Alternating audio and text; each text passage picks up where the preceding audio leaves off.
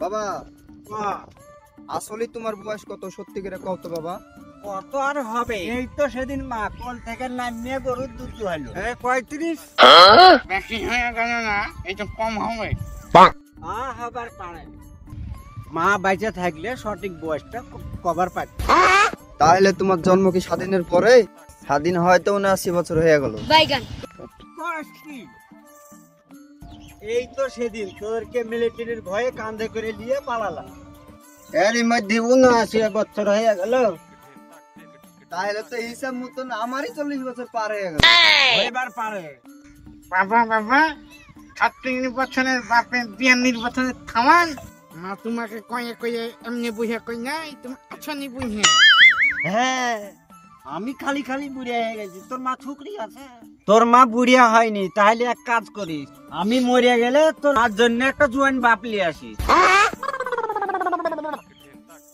আমি যদি এই বয়সে তোর মার কাছে বুড়ো হইয়া থাকি, তাহলে আমার কাম করার লাগে কে? আমার এই বয়সে ঠ্যাঙের উপরে ঠ্যাং তুললে বৈশা খাওয়াবো। এই কথা তোমার মনে মেয়েটাকে দিনে কেন? দেখি হাতের উপর ঠেউনি করতে যায় নাকি গল্প মারতে যায়? একটা সেভ করবা গিয়ে 3 ঘন্টা লাগিয়ে যায়, আর সে সময় আমার 3 মাসের কাছে কামানো হয়ে যায়। আর তোমার কাছে কি করবো? তোমার তো হাতি কাঁপে। ওনে আমার মাথা কাটা রে, মাথা কাটা হয়ে যায়, মাথা কাটা হয়ে যায়। কে রে, তোর মতন মাথা কাটলে 3 টাকা 6 টাকা কাটা যায়। কে রে, শেভ করা কি মরা গরু চামড়া খালা রে, কোনো কাজের ফিনিশিং নাই। এই রাজু যখন শেভ করে খরিদ্দারের লাইন লেগে যায়।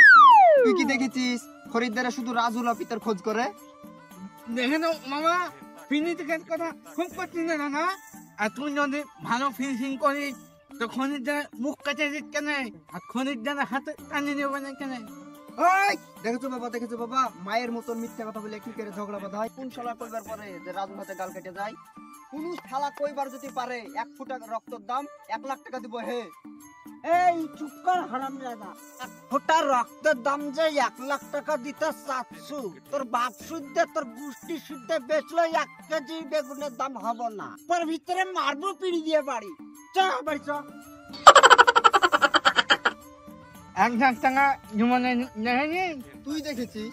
গান সঙ্গে রক্তের বন্যা হয়ে দিনি। তুমি খুব মাথা